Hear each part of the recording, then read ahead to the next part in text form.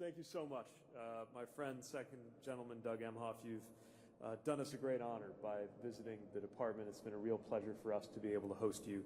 I earlier had the pleasure of traveling with the second gentleman to North Carolina. We saw research and labor around transportation, and I saw firsthand how his insights and thoughtfulness are such an asset to the Vice President, to the administration, and to the country. And so we want to thank you sincerely for helping us to shine a light on a national priority like this in terms of roadway safety.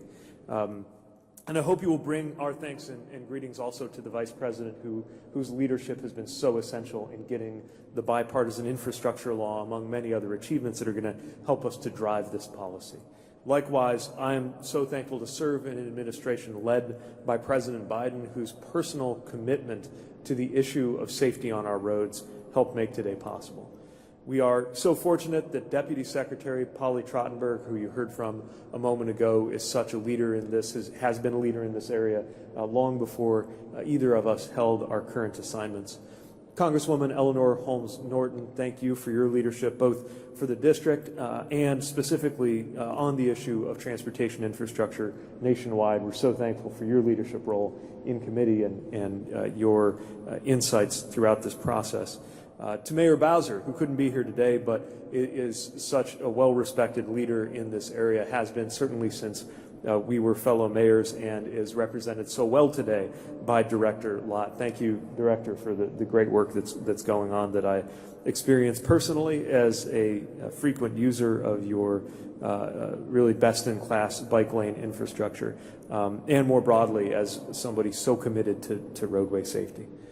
We're joined by Chair Jennifer Homendy of the National Transportation Safety Board, best known perhaps for the steps that they take in the aftermath of a crash, but also equally important as partners and leaders in preventing things from happening in the future. The President and CEO of the National Safety Council, Lorraine Martin, Executive Director of the Governor's Highway Safety Association, Jonathan Adkins, President and CEO of Safe Kids Worldwide, Tareen Crepy, who hosted me for a great discussion last year. President of Advocates Highway and Auto Safety, Kathy Chase, our partners at AASHTO, who will be the tip of the spear in so many ways as the states proceed with infrastructure investments in a safe fashion, and so many others joining us here and virtually from across the advocacy, accessibility, and equity movement. And of course, I want to thank and acknowledge the department's staff, who have been working these issues tirelessly from day one of this administration, and in many cases for their whole lives and careers. This is a big day.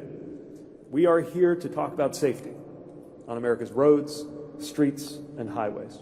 And in giving remarks like this, it might be customary to begin by telling the story of a person whose life was cut short or forever changed, to help people to picture the reality behind the statistics. But sadly, I think each of us can already think about the reality behind the statistics.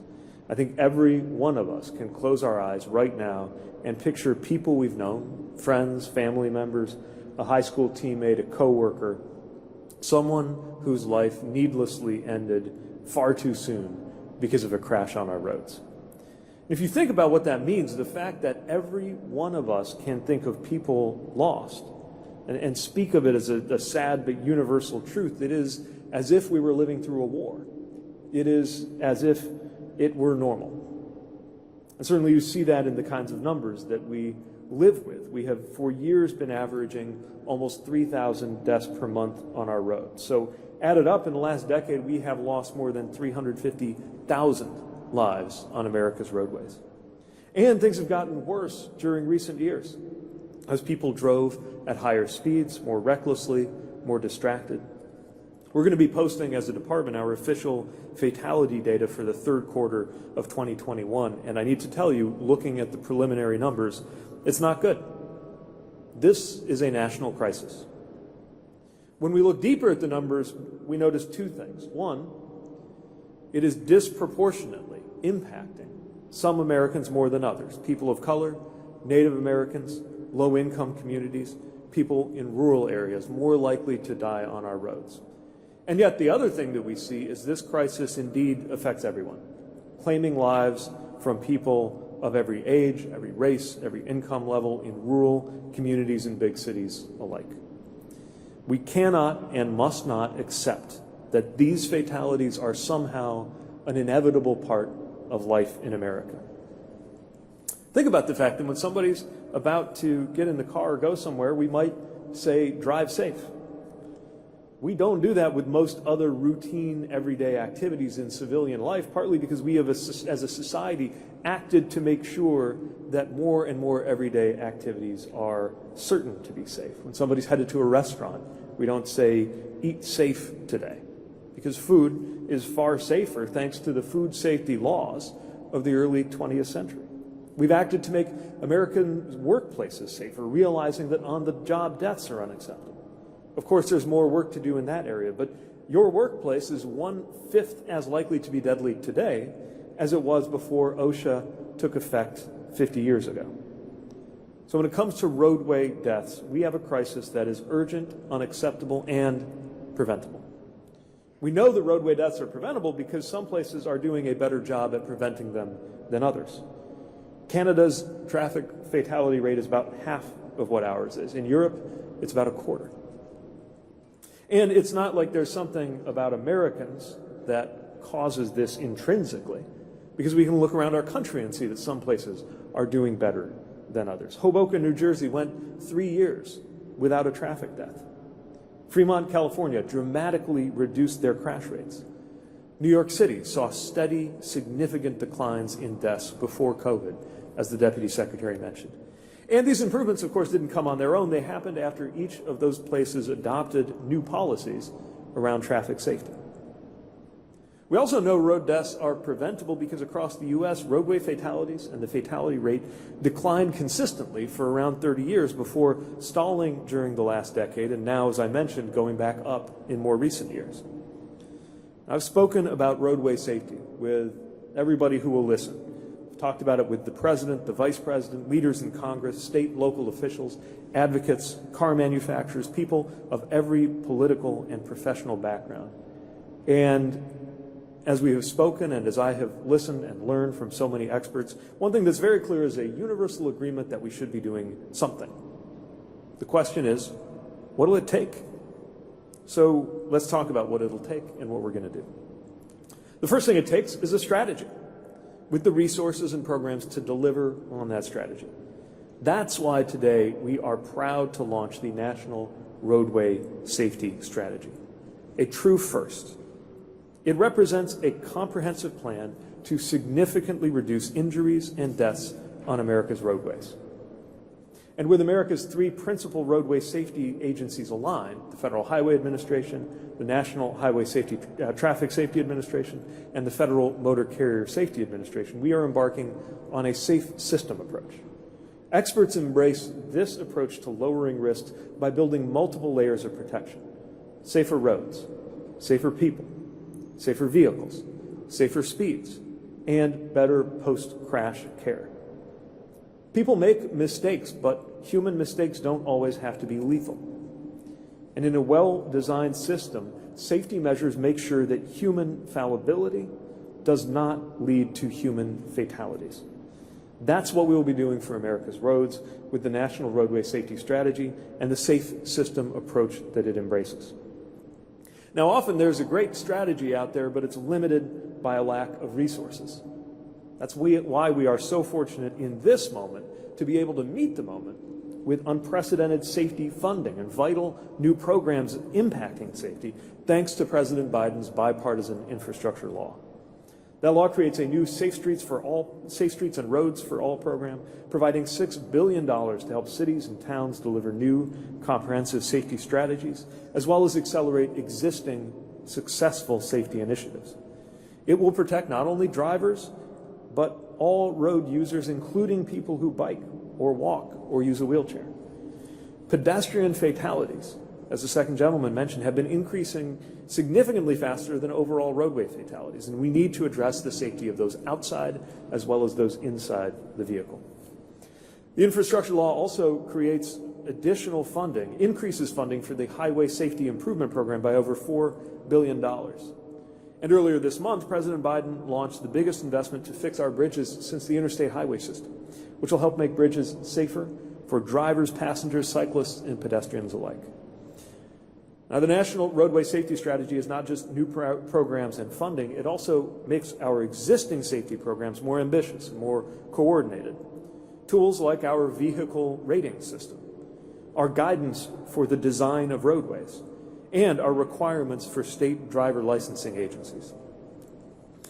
Another thing that it's going to take in order to change the trajectory of roadway safety in this country is a single, ambitious, shared goal. And today we commit that our goal is this: zero. Our goal is 0 deaths. A country where one day nobody has to say goodbye to a loved one because of a traffic crash. I understand the scale of the challenge and the ambition represented by that goal, and I understand that we may not get there during my tenure as Secretary. But the decision to commit to that goal in a serious way at a national level changes the way cities and towns design roads. It changes the ways companies build cars. It changes the way people drive them. Jurisdictions and organizations that have adopted that goal have used it to save lives, and it is now our intention to do the same as a matter of national policy. So we have policies, we have programs, we have resources, we have a goal, and we have leaders. We're standing here in the U.S. Department of Transportation headquarters. We're joined by the Second Gentleman of the United States of America because this is a priority for the department, for the administration, and for the country. We also need partners in state and local government, like our friends represented here, and outside of government, like the advocates who have laid so much of the groundwork to bring America to this point. None of us can do this alone. We are going to team up with governors, mayors, county executives, local leaders, the ones who actually design and maintain so much of America's road systems. Our strategy gives government at every level a shared roadmap, and we're counting on their help, just as they can count on ours. We're going to partner with advocates and philanthropies, working on ways to support communities that may not have had the expertise or the staff to do this on their own. And we will be working with the technology and auto industries. To take one example, some of the most exciting material amid the work towards truly autonomous vehicles concerns safety features being delivered along the way. Having your car alert you if you're trying to change lanes and another vehicle is too close to you. That would have seemed far-fetched long ago. Now it is standard in many new cars. We're going to count on technology and auto companies to work with us to make driving safer for those inside and outside the car. But it's also clear that technology alone will not save us, certainly not on any acceptable timeline. So the final thing I want to address, maybe more important than any single piece of technology or policy, is that we need a national change in mentality. It is time for a transformation in how people think about road safety. Together we can act to change the culture and the expectations. We're so accustomed to hazards on our roads that we sometimes behave as if the risks of today's roadways are inevitable, but they're not. People should leave the house and know that they're going to get to their destination safely. Once we believe that, and believe in our ability to collectively make progress, once we demand better, we will see more positive changes cascading across governments and industries. And that culture change can also motivate change among drivers who need to put down their phones, take their foot off the gas, and of course, drive sober. There's no vaccine that will protect us from deadly car crashes today. And yet, like a pandemic, it's a case where we can only protect our loved ones by acting together. Through systems change, streets, laws, norms, manufacturers, technology, drivers, all at the same time, we will save lives. So we're calling on all of America, every level of government, every insurance company, every motor carrier, every auto manufacturer, to embrace and commit to the specific actions for partners that we are releasing as a companion to the National Roadway Safety Strategy, knowing that if we work together and do this right, we will save so many lives. The nature of good safety work is that we won't know the names of the people whose lives will be saved by these efforts. But we will know that so many Americans who might otherwise have been an empty seat at the dinner table will instead be right where they belong. And who knows, the lives that you act to help save just might include your own. I believe we are fully capable of meeting these goals by committing to these actions, and we know that with lives on the line, there is not a moment to lose. So let's get started. Thank you, and congratulations again to everybody who delivered this extraordinary and important piece of work.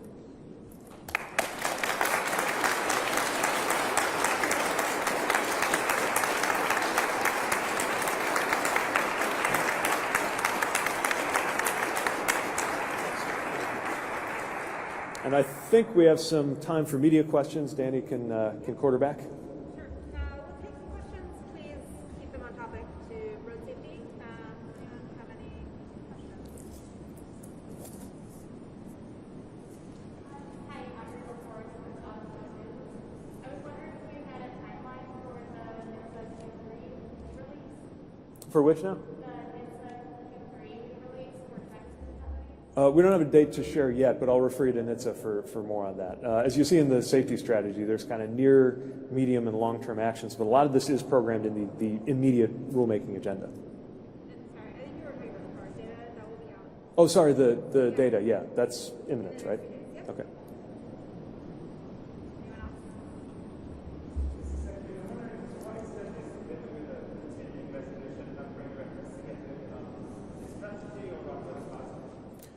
Well, look, every operation of government, including ours, does best, of course, when we have the certainty of a full budget and normal appropriations. But I can also tell you there is so much going on and so much on our plate right now that we are keeping very busy delivering on the resources that are actionable in the moment, and of course looking forward to further certainty on the road ahead. Hey there, Secretary. Are you worried Build Back Better will take a back seat to the SCOTUS elimination? So, look, we're here to talk about roadway safety, and the big thing on my mind is how all of these fit together. And part of what an administration has to do, a country has to do, is many things at once. That is, of course, a challenge for Congress, but we have seen already in the last year things done that people said were impossible, including bipartisan agreement on a complex and major piece of policy, the infrastructure law, and have the same level of high expectation that we can get a lot of things done in this coming year, too. All right. Thanks again for joining us, and thanks for the great work, everybody who was part of this. Take care.